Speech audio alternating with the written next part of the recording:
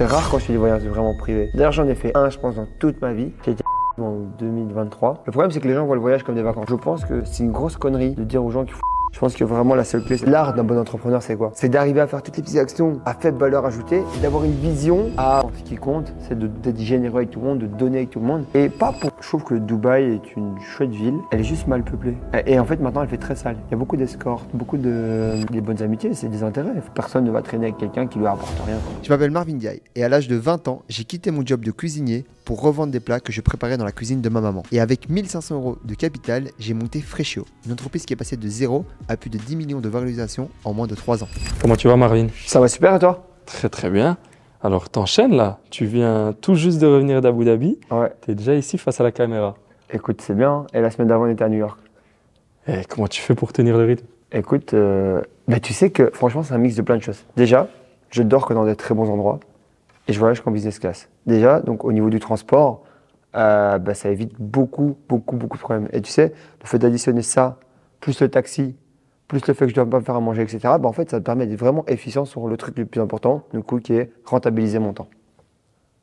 Ok, tu arrives à le rentabiliser de la manière dont tu veux ou tu as encore des choses à améliorer? Non, je pense qu'il y a toujours à améliorer. Tu sais, on essaye. En fait, l'idée, c'est d'avoir une vision très long terme par rapport à ce que tu dois faire dans le futur, mais surtout de pouvoir faire les actions court terme qui font chier, tu vois, ou des actions que tu n'as pas envie de faire. En fait, l'art d'un bon entrepreneur, c'est quoi?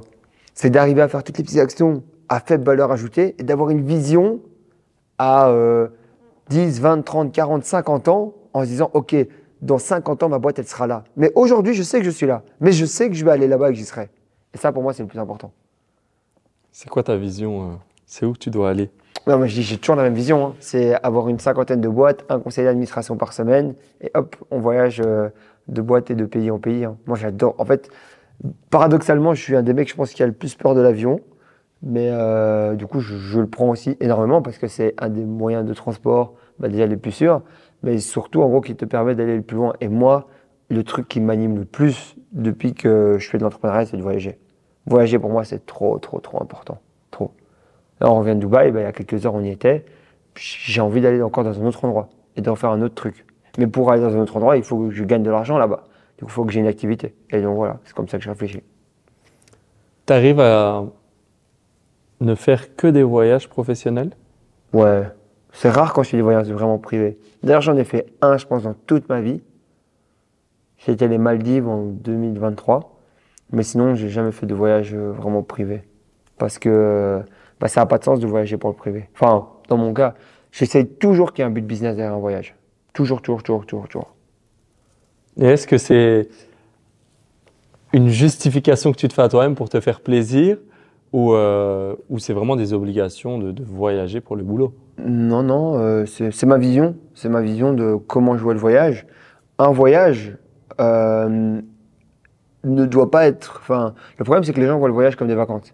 Moi, j'ai pas envie de faire comme la masse. J'ai envie de voir le voyage comme du travail. Et en fait, le fait de voyager, ça te permet juste d'être encore plus éparpillé, d'encore plus pouvoir du coup prendre d'espace et d'encore plus du coup pouvoir prendre des parts de marché en fonction de ton domaine d'activité. Alors évidemment que la présence physique ne change pas tout, mais dans mon cas qui est beaucoup de mes affaires sont basées sur le rationnel, ça aide quand même pas mal d'être présent sur place.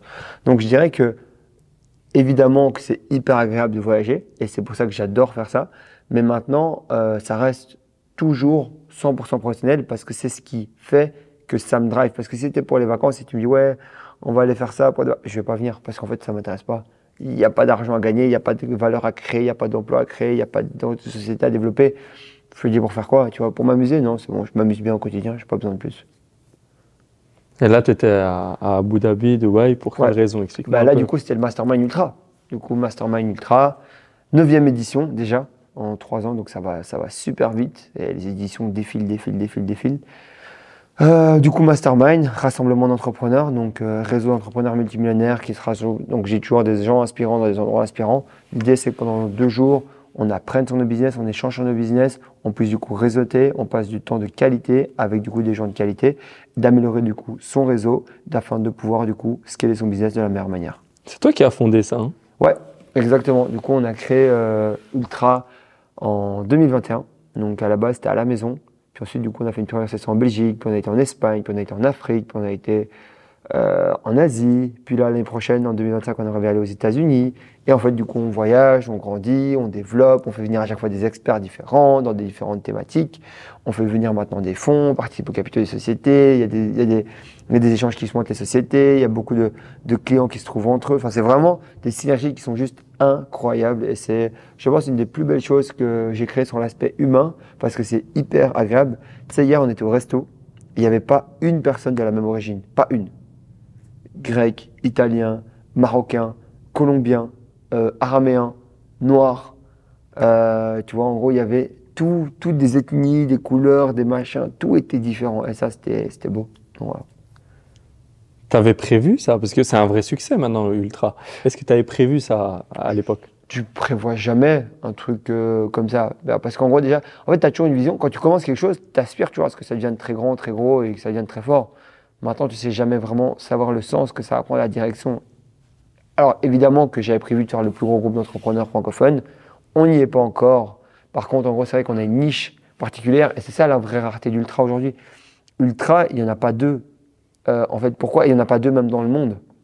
Il n'existe pas de regroupement d'entrepreneurs. En fait, soit c'est 100% bullshit, et c'est à base du coup de toutes les paillettes qu'on peut connaître, soit c'est trop formel en fait. Et Ultra, c'est l'hybride entre les deux. C'est l'hybride entre le formel, entre voilà, on est des gens sérieux, on fait des affaires, on est des employés, on a nos sociétés, on paye nos TVA, on paye nos impôts. Et bref, on sait faire du développement, on sait parler affaires, on sait développer. Et derrière, on a aussi notre partie humain. On aime le lifestyle, on aime bien vivre, on aime bien s'amuser. Et c'est ça en fait Ultra. Et ça n'existe nulle part. Et c'est ça la magie en fait de ce système où les gens se disent ok, c'est pas parce que j'ai envie de kiffer que je suis pas forcément du coup, je suis pas dans la partie bullshit. Et c'est pas parce que je suis 100% dans les affaires informelles que je suis 100% dans ce truc-là. Non, il y a des hybrides qui existent entre les deux. Et l'idée c'est d'aller dans les deux marchés de base et de grappiller un maximum de membres pour que du coup ils rejoignent notre vision qui est donc pour moi des gens inspirants dans des endroits inspirants. Jusqu'à aujourd'hui, il y a une de tes forces que je ne comprends pas comment tu as pu l'acquérir et exceller dans cette force. C'est fédérer les gens. Tu es vraiment très très fort là-dedans. Je pense pas que je suis très fort dans le fait de fédérer les gens.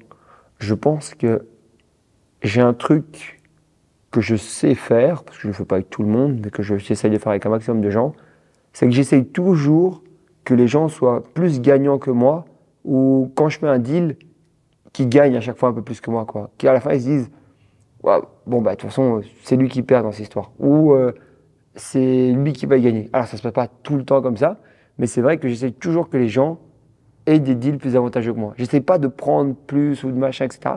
Et le fait en fait quand les gens, tu fais un deal avec eux, que quelqu'un d'autre ferait aussi avec eux, mais que toi dans ce cas-là tu t'acceptes de t'écraser, de perdre un peu plus, ou de gagner d'une différente manière que peut-être les personnes ne voient pas, ben derrière, ça te permet de faire vraiment, de jouer les intérêts des autres. Et c'est vrai que je suis beaucoup dans l'écoute.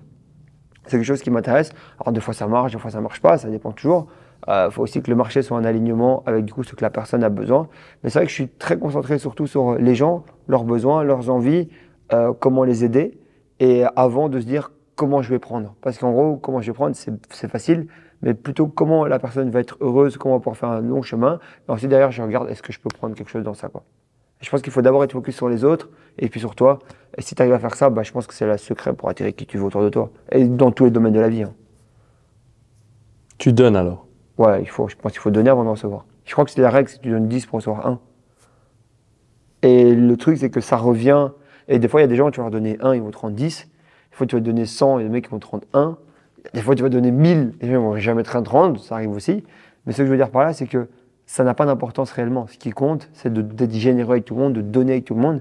Et pas pour recevoir, juste en fait pour créer une image, une dynamique positive. Et derrière, après, si les gens ont envie et rejoignent tes valeurs et ta vision, ils te redonneront de toute manière. Et ceux qui ne te le redonnent pas, c'est des gens qui vaut mieux de toute manière éliminer parce que quand le flux ne va qu'en dans un sens, c'est jamais positif pour le long terme. Du coup, tu es bon avec les gens? Non, je suis bon pour écouter les gens. Je suis pas bon avec les gens. Mais tu donnes aux gens? Oui. Donc, ça, t'es quelqu'un de bien, t'es quelqu'un de bon, les gens te voient comme ça. J'essaye en tout cas. Maintenant, est-ce que je suis quelqu'un de bien, quelqu'un de bon, c'est pas à moi de le juger. Mais en tout cas, j'essaie de faire de mon mieux. Ouais. Et qu'est-ce que tu en penses de la phrase « trop bon, trop con » ? Ouais, trop bon. Il y a une phrase, je crois que c'est Soprano qui dit ça. Trop bon, trop con, mais c'est pas grave parce qu'à la fin, il faut que tu sois payé, quoi. En fait, c'est sur ça. Les gens disent trop beau, trop con, mais en vrai de vrai, trop beau, trop con, ça n'existe pas. Enfin, moi, personnellement, je suis quelqu'un d'assez généreux, mais tu sais avec qui tu peux être généreux et tu sais avec qui tu peux pas l'être. Il y a des gens, tu sens le profil arriver à 1000 km que le gars, voilà, il est là pour profiter de toi. Il y a des gens, ils sont juste super bons. Tu sais, j'ai toujours le réflexe, très rarement, à part quand je suis avec des aînés à moi ou des gens qui me disent Marvin, tu peux pas, ou je suis avec des potes sur un long terme, c'est rare quand je vais dans un nouvel endroit que je paye pas l'addition. C'est vraiment super rare. Parce qu'en gros, je me dis, ok, comme ça s'est fait, et derrière, je dois rien à personne, et moi je pars, je fais mon truc, j'ai laissé une bonne image et je me casse. Pourquoi je fais ça? Parce qu'en gros, derrière, j'ai pas envie d'être le gars qui attend un peu l'addition, qui a peur de lâcher, qui est un peu rat, parce que je suis pas un rat en fait, je m'en fous. En gros, l'argent, j'ai la faculté d'en faire, je pense que j'ai cette chance-là, et derrière, en gros, derrière, j'aime bien que ça soit qu'on m'ait invité ou pas invité, hein, en général, en gros, tu l'as vu encore récemment, tu vois, parce que c'est comme ça fait partie de ma personnalité en fait. C'est genre, il faut être généreux, il faut être comme ça, il faut donner, donner, donner. Et des fois, de temps en temps, tu reçois, tu tombes sur des bonnes personnes, elles voient ta personnalité. Mais tu sais, c'est comme le karma, tu sais, en gros, les gens pensent que, les gens, ils vont dire, ouais, le karma, ça m'est tombé dessus, etc. Non, le karma, en fait, c'est l'effet cumulé de choses que tu fais qui sont négatives. Exemple. Je vais prendre comme exemple. Tu prends l'habitude chez toi de ne jamais fermer la porte, ok? Et tu penses que, je sais pas, t'es béni, t'es protégé, du coup personne va voler chez toi. Tu le fais pendant 1 an, rien. 2 ans, rien. 3 ans, rien. Et ensuite, boum, au bout de 3 ans et 1 jour, tu te fais cambrioler. Tu dis, ah! Mais en fait, si tu laisses la porte ouverte, en gros, t'as eu de la chance pendant les 1000 jours d'avant, mais le millionième jour où t'as plus de chance, c'est pas le karma. En fait, le karma, c'est l'effet cumulé d'actions qui sont d'office, en fait, comment dire, d'office où tu t'exposes à certains risques et ces risques-là, du coup, un jour se manifestent, tu vois. Si derrière, tu te fais cambrioler à la maison, mais que tous les jours, tu montes des monstres, des machins, des trucs, en fait, t'es exposé à ça. T'es exposé et du coup, c'est pas le karma, c'est pas on t'a puni. C'est comme les gens qui disent, ouais, je sais pas, tu as gagné beaucoup d'argent une année et t'as beaucoup d'impôts. Non, c'est pas le karma, c'est des choses, en fait. Hier, je te disais avec une avocate, elle disait, il n'y a pas de fumée sans feu. Et du coup, en gros, le karma, ce n'est que l'effet cumulé de choses que tu as créées, où tu n'as pas été attentif, peut-être tu t'es habitué. Il y avait une super phrase dans Snowfall qui disait « Faut faire attention parce que quand tu commences à devenir trop gourmand, tu perds le pouvoir ». Et c'est souvent comme ça. Et trop gourmand, c'est partout. Hein. Trop gourmand, c'est, tu vois, le sucre, c'est bon. Il faut éviter le sucre. Comment tu fais pour pas être trop gourmand? J'essaie de devenir une meilleure personne, mais franchement, j'avoue, je suis pas meilleur que quelqu'un d'autre par rapport à ça. Tu sais, on a tous nos défauts. Hein. Les gens pensent que j'ai très peu de défauts, etc., ou que je suis un robot. J'ai plein de défauts, plein. Et juste que j'ai la chance de mieux maîtriser, je pense, mes démons que d'autres personnes, parce qu'il y a des gens qui ne maîtrisent vraiment pas leurs démons, d'avoir des gros objectifs, d'avoir aussi une grosse estime de moi-même.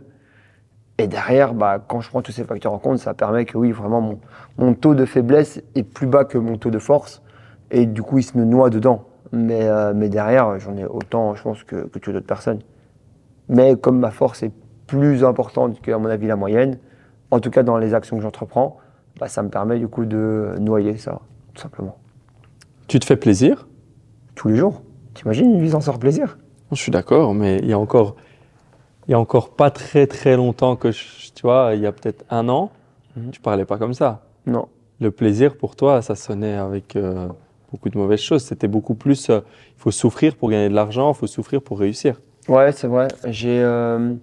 J'ai revu ma manière de faire par rapport à ça. Je pense que c'est une grosse connerie de dire aux gens qu'il faut travailler super dur. Je pense que vraiment la seule clé, c'est de travailler intelligemment et d'avoir les bons effets de levier. Je l'ai vu encore une fois cette année. C'est encore une année différente où j'ai gagné de l'argent d'une manière différente. Et c'est vrai qu'il n'y a rien à faire. Effet de levier plus travail intelligent, ça vaut beaucoup plus que travail dur. Et en fait, les gens travaillent dur, pourquoi? Parce que travailler dur, c'est facile. T'arrives, tu bourrines. Non, en fait, c'est pas ça. T'es juste fatigué à la fin et tu penses que t'as fait ton mieux. Non. Comment tu fais pour qu'en 1 ou 2 heures, t'aies fait ta journée? Boum. Et là, les gens, je dis, ils bug. Tu penses à contre-courant. J'étais là ici dans l'avion avec Mathieu. Je dis, purée. Je dis, on revient là et tout, j'ai tout ça à faire et tout. Il me dit, mais Marvin? Il me dit, ouais. Il me dit, t'as travaillé pendant qu'on était là-bas? Je dis, ouais. Et il me dit, alors, c'est quoi ton problème? Je dis, ouais, mais je dois revenir. Il me dit, pourquoi tu dois revenir? Et je dis, parce que je dois travailler. Il me dit, mais t'as pas travaillé là-bas? Je dis, si. Il me dit, alors arrête avec les pensées limitantes. Il fait, c'est pas parce qu'on est à l'étranger qu'on travaille pas. Il me dit, c'est qui a dit ça? Je dis, ouais, c'est vrai ça. Je dis, putain, il a raison. Je dis, en fait, ouais, tu vois, tout le monde pense que quand on est à l'étranger, on est forcément en vacances, en truc, en machin ou quoi. Mais en fait, non. Nous, on bosse tout autant. Je reste sur mon téléphone. Tous les jours, je remets mes WhatsApp à zéro. Tous les jours, je remets mes mails plus ou moins à zéro. Mais j'ai un peu moins suivi parce que c'était pas facile avec le décalage, etc. Mais derrière, c'est vrai. En fait, on peut travailler d'une manière différente. Et il faut être contre-intuitif. Il faut arrêter avec les barrières limitantes. Il faut arrêter avec les choses que tu penses qui sont pas possibles. En fait, il y a des gens. Tu prends le cas de Bernard Arnault qui a acheté Tiffany. Je prends un cas extrême exprès, mais le mec, en gros, il a posé zéro ou très peu. Il a levé de l'argent à la Banque européenne pour 0% d'intérêt. Et la première année, je crois qu'il rembourse Tiffany, il prend quelques milliards au passage. Ok, il a peut-être travaillé 3 ans sur la transaction, mais vu le nombre de milliards qu'il a pris, je crois que ça vaut la peine, quoi. Et en fait, c'est juste le travail intelligent plus l'effet de levier. Et beaucoup de gens, en fait, se ferment l'esprit. Bah, c'est comme quand tu penses que tu peux pas devenir entrepreneur, comme après, entrepreneur, tu penses que tes clients ne peuvent pas fonctionner sans toi, comme après, tu penses que nanani, nanana. Bref, en gros, je pense que le plus important, c'est vraiment de se concentrer sur les effets de levier et le travail intelligent. Je suis content de t'entendre dire ça.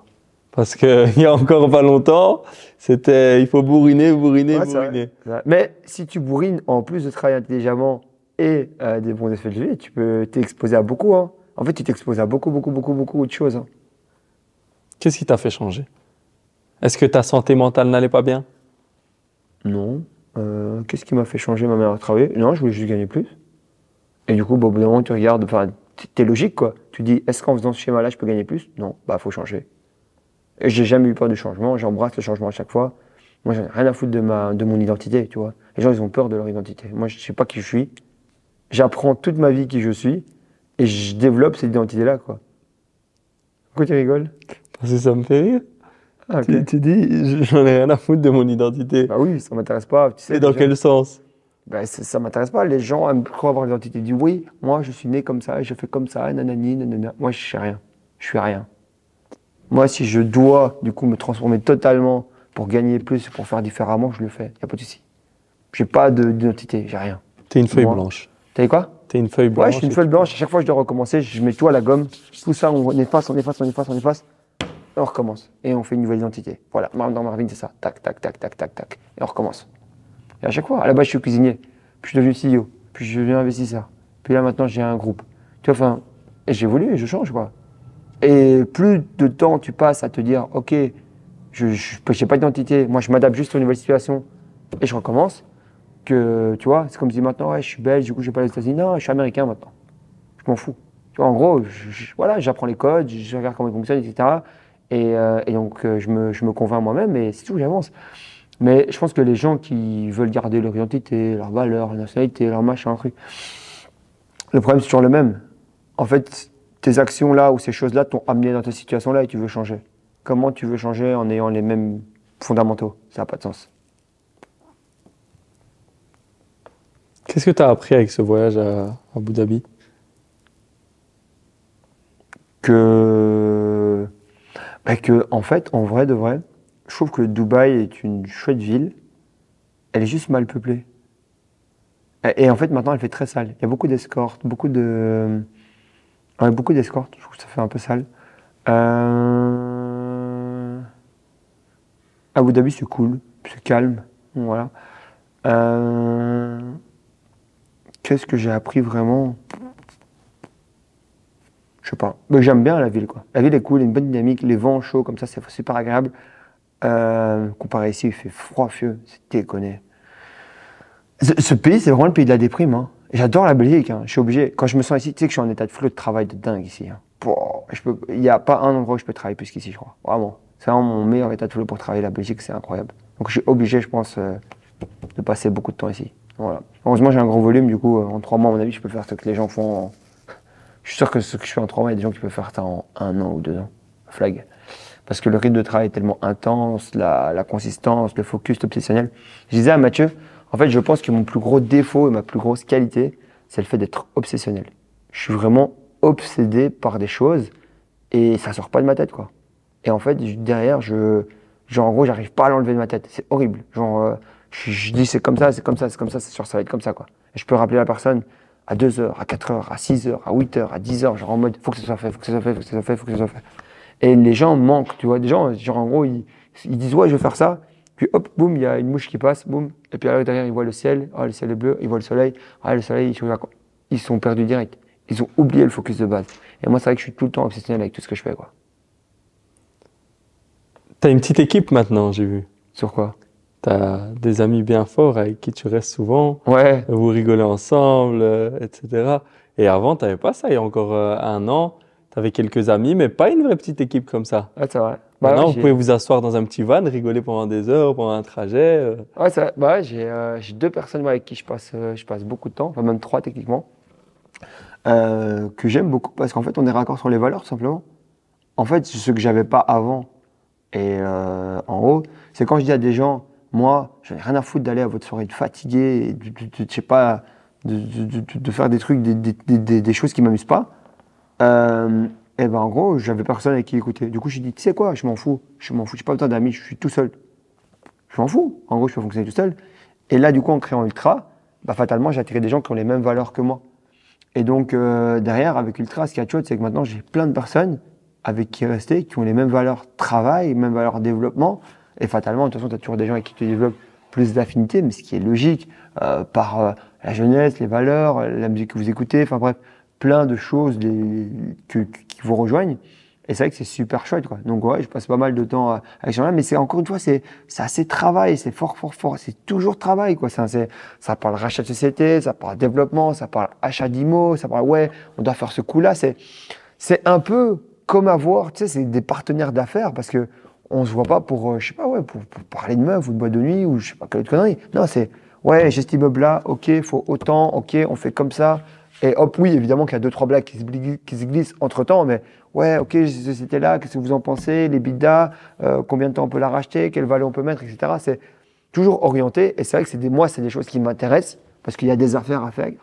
Et j'aime bien dépenser de l'argent avec des gens à qui on en gagne, c'est encore mieux. Comme ça, en gros, on produit ensemble, on dépense ensemble, et la relation, elle est constructive. Et en plus, on apprend, tu vois. Tout le monde devrait gagner de l'argent avec ses potes. Ça sert à quoi d'avoir des potes à être traînés? On n'a pas d'oseille, on doit faire des activités nulles. Tu vois, nous, on fait des sales activités ensemble. Pourquoi? Parce qu'on se concentre ensemble pour comment gagner de l'argent. Tout le monde kifferait parce qu'on fait quelques fois par an. Mais en fait, les gens se rendent pas compte, c'est que 95% de notre temps, 95% de notre temps, c'est du taf. C'est ouais, mets-toi sur cette affaire-là. Ok, tu vois, par exemple, Jérémy est venu me chercher avec son chauffeur. Premier truc que je lui dis, ok, donc lui, il faut une tenue comme ça, toi, tu dois faire comme ça. Franchement, top, mais il faudrait peut-être ce machin-là. Et hop, boum, boum, boum, boum, boum, boum. Et comme ça, en gros, je sais qu'il va gagner plus. Et si mon pote gagne plus, boum, on va pouvoir encore plus faire de choses. Et après, on prend une petite partie de ce profit-là et on s'amuse avec. C'est tout. Et même quand on est là-bas, boum, on est encore en train de faire des choses. Toujours, on est toujours en train de créer, de développer. En fait, on est toujours en train de créer. En fait, c'est vraiment, je pense, le syndrome de l'entrepreneur. C'est le mec, il dépense 1, pardon, il veut créer 10 à chaque fois. 1, 10, 1, 10, 1, 10. Et on fait que créer tout le temps, quoi. On était là, on a fait que créer. Jérém, dans chaque taxi qu'on a pris, putain, je sais combien on en a pris. On a pris au moins une quinzaine. Il a pris les coordonnées des 15 personnes, quoi. Pourquoi? Parce qu'en gros, il va pouvoir faire des transferts de Bruxelles. Du coup, lui, il fait des transferts des gens jusque Bruxelles. De la Belgique pardon, à Bruxelles Airport. De Airport, ceux qui vont à Dubaï, au moins il a un point de relais là-bas. Hop, boum, commission. Et les gens, ils ont un transfert à 100%. Et dans l'autre sens, ça marche aussi. Et tout le monde a une commission. Tu vois? Et ça, c'est les affaires. Et du coup, après, on se prenait au jeu, on l'aidait, etc. Là. Et tu vois, en gros, on essayait de se profiter. On a été visiter des locaux commerciaux pour Mathieu, pour prendre des trucs, etc. Et évidemment qu'en même temps, on rigole. Peut-être on prend une glace, etc. Mais on est productif, quoi. Une action qui a été posée, derrière, elle peut rapporter beaucoup d'argent. Et cet argent-là peut servir à entretenir la lifestyle de chacun, quoi. C'est pas les meilleures amitiés, ça? De toute façon, les bonnes amitiés, c'est des intérêts. C'est comme les relations amoureuses, j'ai toujours dit. La première fois que j'ai dit ça, je me rappelle, les gens étaient choqués. Je dis, les bonnes relations, c'est des intérêts. Non, Marvin, les relations, c'est des gens qu'on aime bien, etc. En fait, les gens comprennent même pas pourquoi ils s'aiment. Et du coup, après, ils se séparent. Que ce soit amitié amoureuse ou amicale. Hein. Si tu sais que tu aimes bien ton pote parce qu'il te fait rire, vous gagnez de l'argent, quand tu vas pas bien, il est là pour t'aider. Et derrière, en plus, j'en sais rien, moi, il a un super talent quand vous jouez au foot, etc. Boum, c'est clair, tu vois. Et si tout ce qui va se rajouter en bonus, tant mieux. Et ce qui va se rajouter en moins, tant mieux. Mais on s'en fout. Ce qui compte, de toute façon, c'est d'aimer les gens pour leurs défauts, pas pour leurs qualités. Parce que là, c'est un truc qui est trop facile. Les gens, ils ont des super qualités, boum, on les aime. Et hop, ils montrent leurs premiers défauts. Ah, là, on les abandonne. Ça, c'est facile d'aimer les gens pour leurs qualités, mais c'est plus dur de les aimer pour leurs défauts. Donc ouais, quand les gens se rendront compte que que les relations, c'est que des intérêts, alors, ils sont subtils ou moins en fonction du niveau de la relation, tu vois. Il y a des intérêts que les gens ne vont pas dire parce que ça ne se dit pas. Je pense que ça casse quelque chose dans la relation et c'est toujours intéressant quand c'est subtil, mais soyons un minimum logique. Enfin, personne ne va traîner avec quelqu'un qui lui apporte rien, quoi. Donc voilà, au moins fais-le rire, quoi, tu vois. Je suis d'accord. Donc, Est-ce que tu as un petit message pour toutes les personnes qui nous suivent avant de finir la vidéo? J'ai un petit message pour toutes les personnes qui nous suivent pour regarder la vidéo.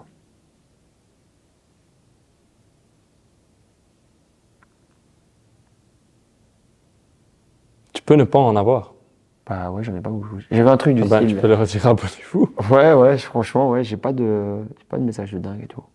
Travaillez sur vous, travaillez dur et intelligemment.